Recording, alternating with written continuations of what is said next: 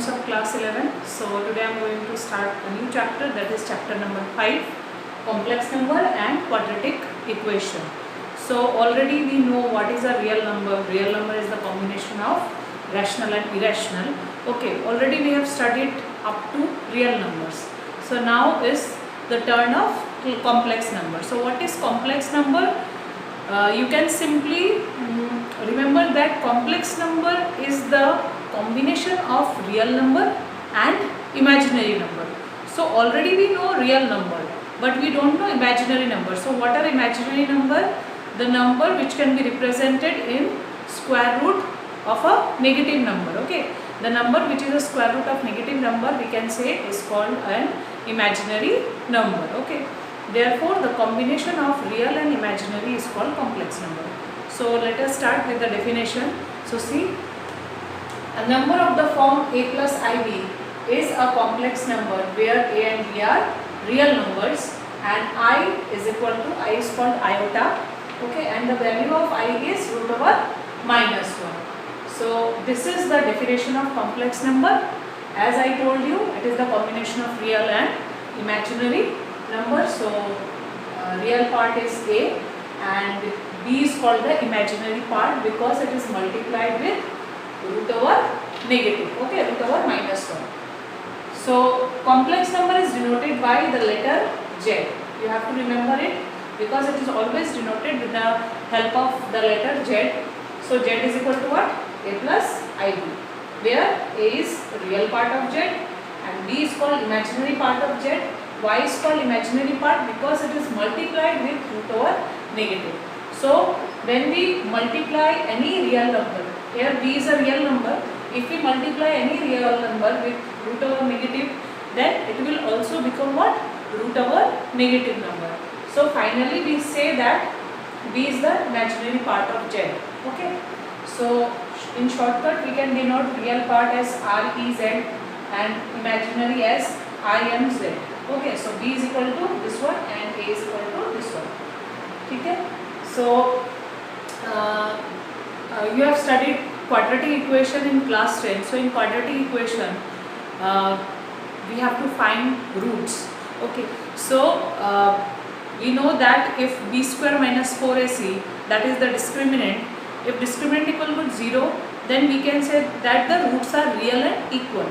Similarly, if discriminant is greater than 0, then the roots are what? Distinct and real. But if d is less than 0, then what will happen? As you know, in quadratic formula, d is under what? Under the square root. So you know that b square minus 4ac is under square root. So if d is less than 0, that means the value will be a -1 and the value, that is root over negative, that is an imaginary value. So in that case we were not able to find the solution of the quadratic equation. But here in this particular chapter we will study about the imaginary number, how to solve the imaginary number, how to multiply it, how to add it. Respectively we will study about the properties also. Okay, so these things we are going to study in this chapter. So after that we can again study quadratic equation. In this chapter, in this quadratic equation, in this topic, we will not study about discriminant greater than 0 or equal to 0.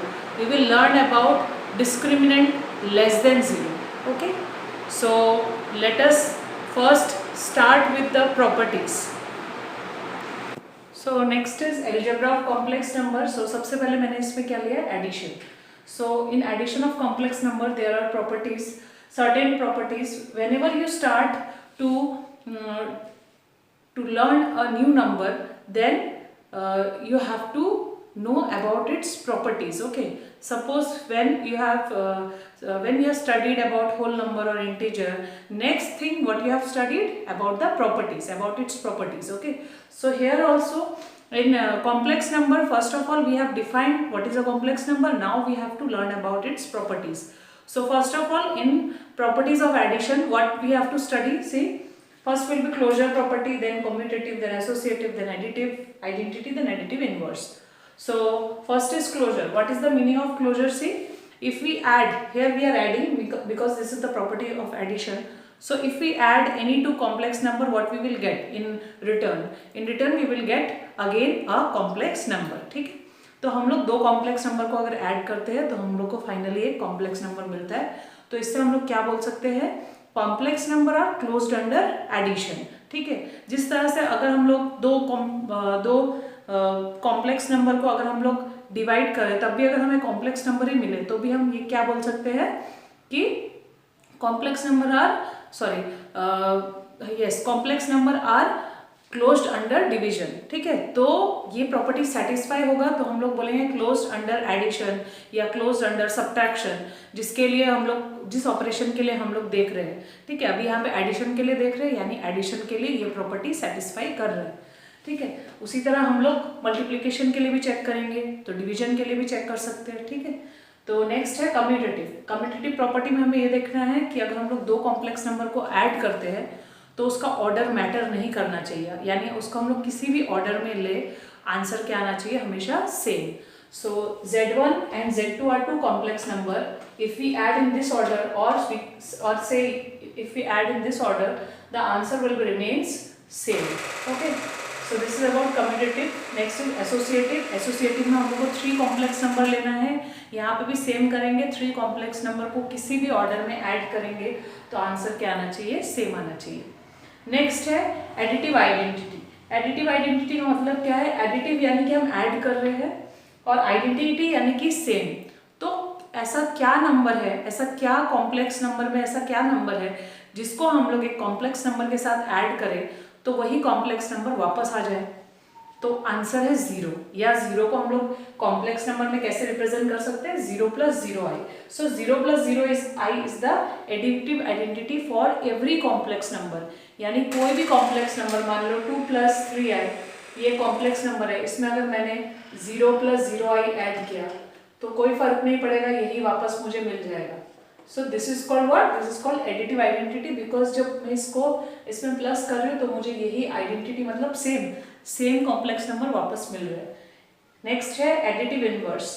तो additive inverse क्या है? दो complex number है जिनका summation 0 आना चाहिए। ठीक है, और इनवर्स का मतलब क्या है? एक कॉम्प्लेक्स नंबर का हमको उल्टा लेना है, जिसको हम लोग उसके साथ प्लस करें तो आंसर क्या है? 0 आए। तो देखो, अगर सपोज मेरे पास यही कॉम्प्लेक्स नंबर है 2 + 3i, सो मैं इसमें क्या ऐड करूंगी जिससे मेरा आंसर 0 आए? तो मुझे 2 के लिए -2 लिखना पड़ेगा, 3 के लिए मुझे -3 लिखना पड़ेगा, तो ऐसा होगा आंसर। ठीक है, तो यानी इसको जब इसमें हम ऐड करेंगे तो 2 - 2 0 हो जाएगा, और ये -3 × i -3i + 3i, ये भी क्या हो जाएगा? 0। ठीक है, तो यहाँ पे लिखा है मैंने, to every complex number this we have this one, or you can say negative of z is called the additive inverse of z।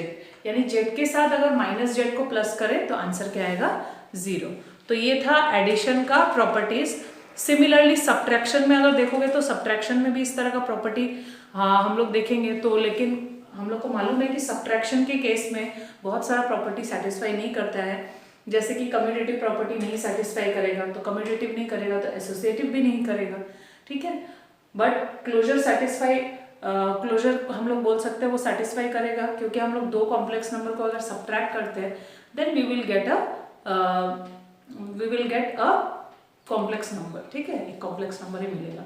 तो नेक्स्ट मैं स्टार्ट करने के लिए जा रही हूँ मल्टीप्लिकेशन का प्रॉपर्टी। उसमें भी हम लोग इसी तरह से लाइन वाइज देखेंगे, क्लोजर, कम्यूटेटिव, एसोसिएटिव, डिस्ट्रीब्यूटिव। ठीक है, तो next is multiplication of 2 complex number.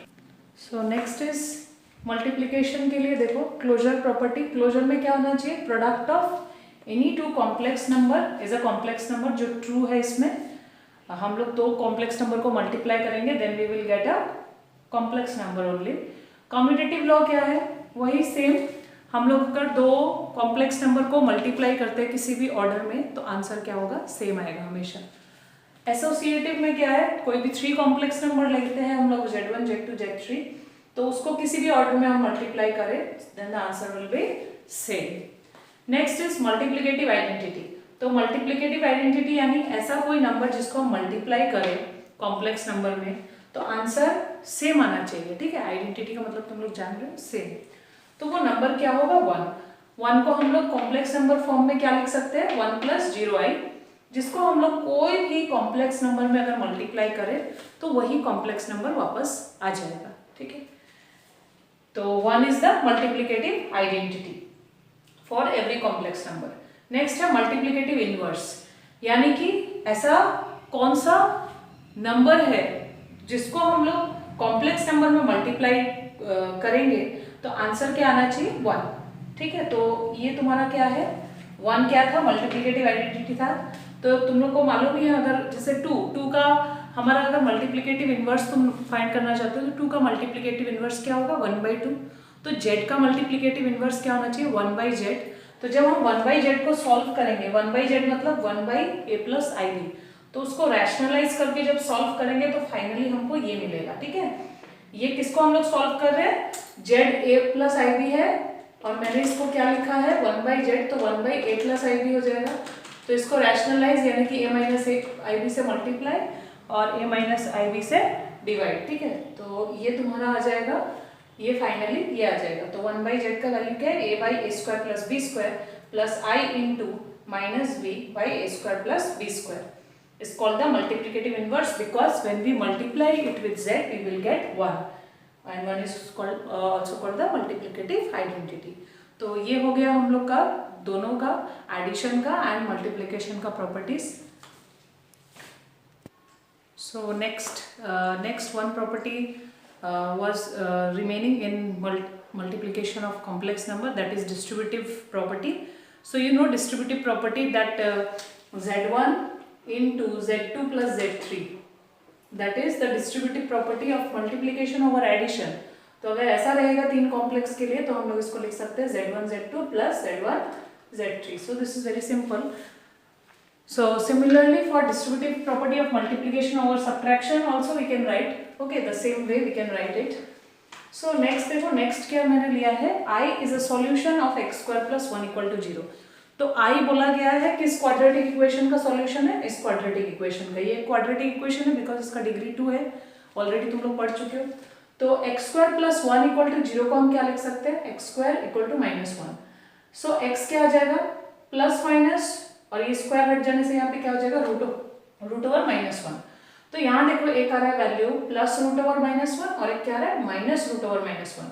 तो हम बोल सकते हैं, ऑलरेडी हम लोग को रूट ओवर -1 हमने क्या डिफाइन किया है, that is the value of i। तो ये एक i हो गया और एक माइनस i हो गया। दैट मीन्स हम बोल सकते हैं i and minus i are the two solution of this quadratic equation. वही मैंने लिखा है, i is the solution of x square plus 1 equal to 0। That is the true, okay, that is the truth of this, that is true for this equation, okay. So हम लोग x के जगह में क्या पुट कर सकते हैं, i put कर सकते हैं। तो यहाँ से हम लोग को क्या मिलेगा, आई स्क्वायर प्लस 1 इक्वल टू 0, ठीक है, क्योंकि i उस इक्वेशन का सॉल्यूशन है। तो हम लोग आई स्क्वायर का वैल्यू क्या फाइंड कर रहे हैं, यहाँ से क्या मिल रहा है, -1। तो इससे देखो हम लोग को क्या मिलेगा, हम लोग को पहले मालूम था सिर्फ i का वैल्यू रूट ओवर -1, लेकिन अभी कभी अगर तुम्हें i का पावर बहुत ज़्यादा कभी दिया है, 88 दिया है, तो हम इजीली फाइंड कर सकते हैं इसका वैल्यू। कैसे फाइंड करोगे, मुझे आई स्क्वायर का वैल्यू मालूम है तो मैं i का कितना भी पावर का वैल्यू इजीली फाइंड कर सकती हूँ। i टू द पावर 88 को हम लोग लिख सकते हैं i square to the power क्या, 44। तो आई स्क्वायर का वैल्यू तो हमें मालूम है, तो -1 टू द पावर 44। तो नेगेटिव यानी -1 का पावर इवन है, दैट मीन्स ये क्या आ जाएगा वैल्यू, पॉजिटिव। तो इस तरह से i का पावर कितना भी हो, इवन हो चाहे ऑड हो, हम लोग सभी का वैल्यूज फाइंड कर सकते हैं। तो नेक्स्ट वही टॉपिक है पावर ऑफ i। तो देखो पावर ऑफ i में मैंने पहले क्या किया, आई क्यूब का वैल्यू निकाला। आई क्यूब को क्या लिख सकते हैं, i square into I. I square का वैल्यू ऑलरेडी मुझे मिला हुआ है, यहाँ से -1 पुट करेंगे तो -i आ जाएगा।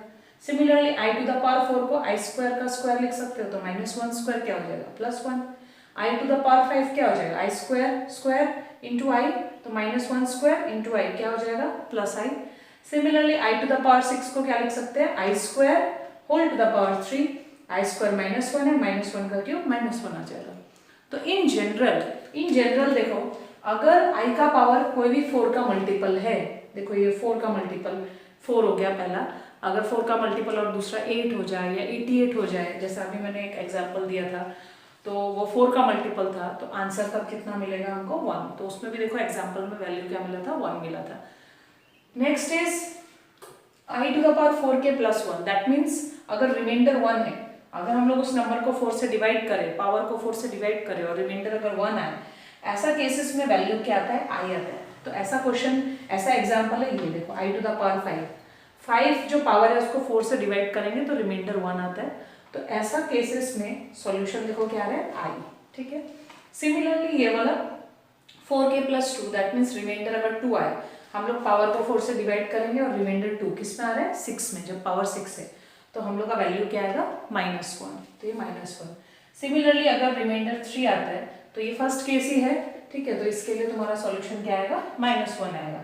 तुम इसके लिए 7 का केस भी देख सकते हो, आई टू द पावर 7 को अगर सॉल्व करोगे तो भी तुमको आंसर मिल जाएगा इसका।